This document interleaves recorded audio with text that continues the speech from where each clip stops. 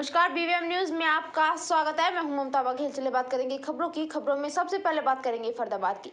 फरीदाबाद स्वच्छ बने, इसके लिए नगर निगम द्वारा लगातार अभियान चलाए जा रहे हैं, पर इसके बावजूद भी जगह जगह कूड़े के ढेर दिखाई दे रहे हैं। बल्लभगढ़ में कई ऐसी जगह हैं जहां पर अभी भी कूड़े के ढेर लगे हुए हैं और इन रास्तों से निकलने में लोगों को परेशानियों का सामना करना पड़ता है।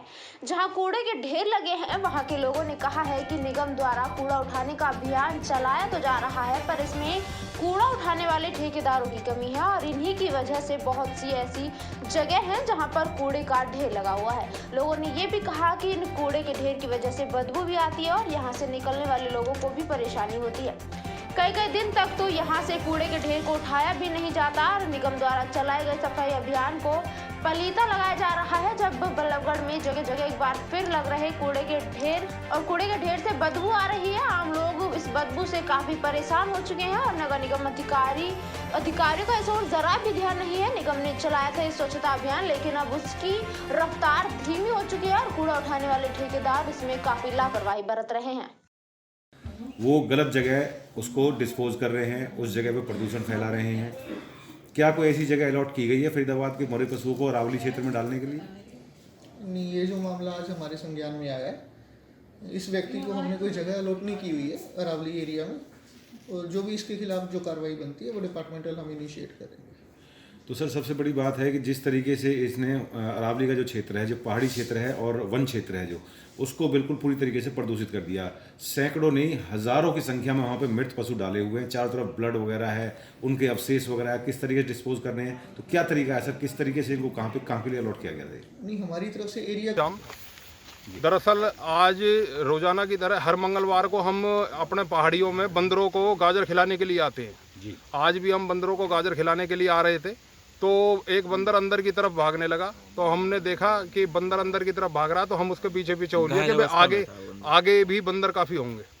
तो आगे जाके देखा तो हमने चलिए रुक करेंगे अगली खबर का। पिछले साल वन क्षेत्र की जमीन पर बसे खोरी करीब 8000 मकानों को सुप्रीम कोर्ट के आदेशों पर नगर निगम ने तोड़कर जमीन खाली करवा ली थी, जिसकी एवज में लोगों को प्लॉट आवंटित करने की प्रक्रिया शुरू की गई थी। लेकिन इसी बीच यहाँ तोड़े गए मलबे के ढेर पर उसके ऊपर लगभग 1000 झुग्गियां फिर से बना ली गई हैं, जिस पर कार्यवाही करते हुए नगर निगम ने 800 पुलिस कर्मियों की मदद से इनको ध्वस्त कर दिया है। नगर निगम के अधिकारी ओपी करदम ने बताया कि वन विभाग की भूमि को सुप्रीम कोर्ट के आदेश पर खाली करवाकर वन विभाग को सौंपने की तैयारी की गई थी, लेकिन इन मलबों के ढेर के ऊपर फिर से लोग बस गए थे, इसलिए कार्यवाही की गई है, क्योंकि इस जमीन पर वन क्षेत्र को विकसित किया जाना है। जो नारकोटिक्स पकड़ती है पुलिस, तो उसके बारे में उसका माल को अच्छी तरह संभाल के सेंट्रलाइज मालखाना में हम लोग रखते हैं और उसका डिस्पोजल टाइमली करते हैं, ताकि लंबे टाइम तक ये पड़े ना रहें। तो उसी का डिस्पोजल करने के लिए कमेटी बना रखी है सरकार की तरफ से, जिसमें कमिश्नर ऑफ पुलिस चेयरमैन हैं और डीसीपी सेंट्रल जोन और डीसीपी बल्लभगढ़ जोन जिनके मेंबर हैं। तो उनके समक्ष आज जितना माल पकड़ा गया था तो उसको आज डिस्ट्रॉय कर रहे हैं। तो करीब टोटल माल मिला के लगभग 1000 किलो के करीब माल है जो आज डिस्ट्रॉय हो रहा है, और जिसकी अगर कीमत के करीब देखा जाए तो 2-2.5 करोड़ का करीब माल जो है आज डिस्ट्रॉय हुआ है। तो ये इससे हमारे मालखानों में थोड़ी राहत मिलेगी, थोड़े खाली होंगे, और भी हम माल जो लगातार पकड़ते रहते हैं तो उसमें स्टोरेज की कैपेसिटी भी बन जाएगी। सर, सबसे ज्यादा माल जो है। चलिए रुक करेंगे अगली खबर की। दिल्ली से सटे फरीदाबाद में कोरोना महामारी को देखते हुए शराब के ठेके अब सरकार द्वारा शाम 6 बजे तक बंद करने के उसका टाइम बढ़ाकर भले ही रात्रि 10 बजे तक कर दिया हो, लेकिन फरीदाबाद के डबुआ थाना स्थित इलाके की डबुआ कॉलोनी में स्थित एक परचून की दुकान में चल रहे अवैध रूप से शराब के ठेके का ना तो खुलने का कोई समय है और ना ही बंद होने का। यहाँ इस परचून की दुकान में न केवल अवैध रूप से शराब बेची जा रही है, बल्कि लोगों को ऑनलाइन सट्टा भी खिलवाया जा रहा है, जिसकी वीडियो फरीदाबाद में वायरल हो रही है। इस वायरल वीडियो में मामले में जब थाना डबुआ से बात की गई तो उन्होंने कैमरे पर कुछ भी बोलने से मना कर दिया और आश्वासन दिया कि अब इस मामले में कार्यवाही अवश्य करेंगे और अपने इलाके में कहीं भी कोई अवैध काम नहीं होने देंगे। कि जो भी इस तरह के फ्रॉड कॉल आते हैं और OTP मांगते हैं, आपने अपना OTP शेयर नहीं करना है, क्योंकि इस OTP के नंबर के जरिए वो आपके बैंक अकाउंट की डिटेल ले लेते हैं। हमारे हेल्थ विभाग की तरफ से ऐसा कोई भी OTP नहीं भेजा जा रहा है जिससे कि हम बूस्टर डोज के बारे में उनसे बात कर सकें। हमारा जो फ़ोन कॉल जाता है उसमें सिर्फ ये कहा जाता है कि आप बूस्टर डोज लगाएं। इस तरह का OTP कोई जनरेट नहीं होता है। इसलिए मेरी सभी लोगों से ये दरख्वास्त है कि वो कभी भी अपना OTP शेयर ना करें। ये एक फ्रॉड जो लोग कर रहे हैं उससे बच सकें। बूस्टर डोज जो लगाया जा रहा है सेकेंड डोज के बाद यदि 9 महीने हो गए हैं, उन्हीं सभी को, हेल्थ केयर वर्कर को, फ्रंट लाइन वर्कर को और मोर देन 60 ईयर्स के जो लोग हैं जिनके कोमॉर्बिडिटी। चलिए बढ़ेंगे अगली खबर की ओर। बलागढ़ स्थित न्यू फ्रेंड्स कॉलोनी में पारिवारिक रिश्तों को तार तार करने का मामला सामने आया है, जिसमें एक बहू ने अपने ससुर की गोली मारकर हत्या कर दी है। फिलहाल पुलिस ने मामला दर्ज कर आरोपी बहू की तलाश शुरू कर दी है और रोते बिलखते दिखाई दे रही ये वही मृतक भारत के परिजन हैं जो देर रात मौत के घाट उतार दिया गया। और आरोप मृतक के बेटे की ही बहू पर लगे हैं, क्योंकि पिछले काफी समय से इनकी परिवार में आपसी अनबन चल रही थी, जिसके चलते देर रात इस पूरी घटना को अंजाम दिया गया। हालांकि देर रात से ही आरोपी बहू घर से फरार है और उसका फोन भी बंद आ रहा है। फिलहाल पुलिस ने मामला दर्ज करके आरोपी बहू की तलाश शुरू कर दी है। कॉल आया 5:30 बजे। मैं सेक्टर 52 में काम कर रहा था, तो मेरे को पुलिस स्टेशन से फ़ोन आया कि भाई राजकुमार आपका नाम है। मैंने हाँ जी। बोले कि आप मलखान को जानते हो? मैंने हाँ जी। बोले आप मलखान के कौन हो? मैं उनका बड़ा भाई हूँ। बोले तो आपको हॉस्पिटल में आना पड़ेगा और उनकी डेथ हो गई है और वो मिट्टी में दब के ख़त्म हो गए।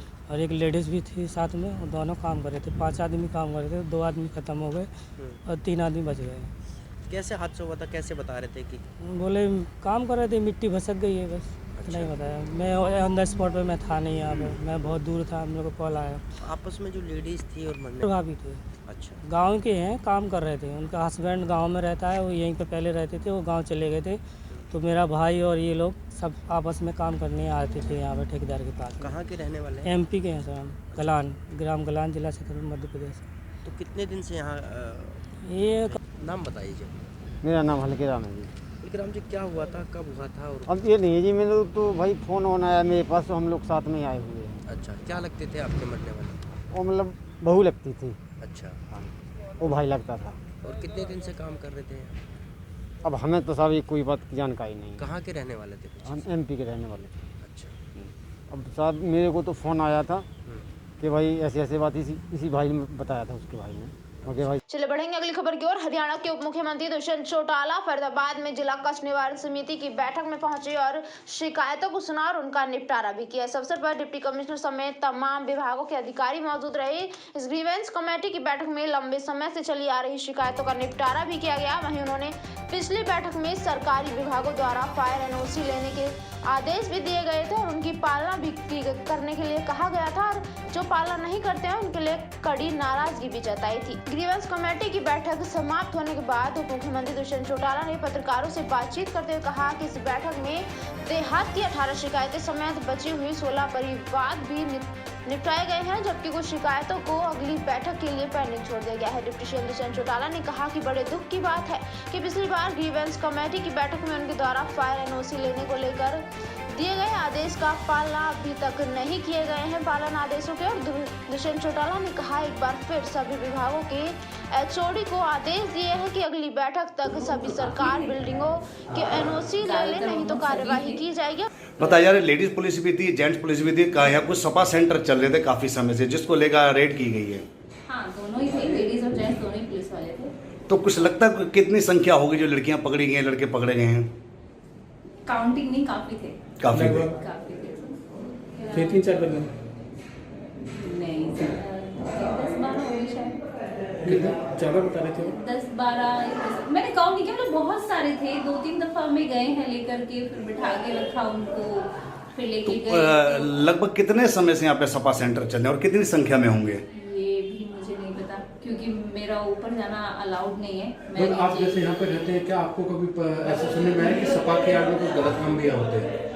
नहीं, ये चीज़ नहीं। सच बताऊँ तो मुझे सिर्फ मेरे काम का बताया। ये सूचना मिली थी कि ड्रीम मॉल पलवल के अंदर सपा सेंटर की आड़ में देह व्यापार का धंधा चल रहा है, जो इसी संबंध में वहाँ पे रेड की गई और वहाँ पे सपा सेंटर की आड़ में और ये देह व्यापार का धंधा चलता हुआ पाया गया है, जिसके ऊपर अभी कानूनी कार्रवाई।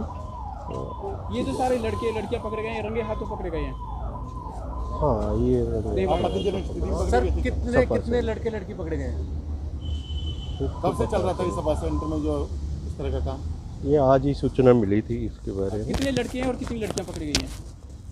इसके अंदर 22 लड़कियां हैं और 35 बच्चे हैं। लड़कियां पकड़े गए हैं रंगे हाथों पकड़े गए हैं। हाँ, ये सर कितने कितने लड़के लड़की पकड़े गए हैं? कब से चल रहा था इस सपा सेंटर में जो इस तरह का काम? ये आज ही सूचना मिली थी इसके बारे में। कितने लड़के हैं और कितनी लड़कियां पकड़ी गई हैं? इसके अंदर 22 लड़कियां हैं और 35 बच्चे हैं। लड़कियां पकड़े गए हैं रंगे हाथों पकड़े गए हैं। हाँ, ये सर कितने कितने लड़के लड़की पकड़े गए हैं? कब से चल रहा था इस सपा सेंटर में जो इस तरह का काम? ये आज ही सूचना मिली थी इसके बारे में। कितने लड़के हैं और कितनी लड़कियां पकड़ी गई हैं? इसके अंदर 22 लड़कियां हैं और 35 बच्चे हैं। लड़कियां पकड़े गए हैं रंगे हाथों पकड़े गए हैं। हाँ, ये सर कितने कितने लड़के लड़की पकड़े गए हैं? कब से चल रहा था इस सपा सेंटर में जो इस तरह का काम? ये आज ही सूचना मिली थी इसके बारे में। कितने लड़के हैं और कितनी लड़कियां पकड़ी गई हैं?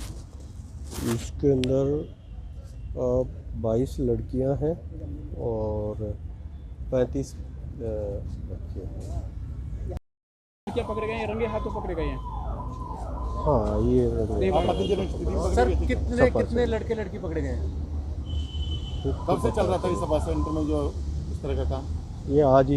BVM न्यूज में फिलहाल के लिए इतना ही। आप बने रहिए हमारे साथ, देखते रहिए BVM न्यूज। नमस्कार।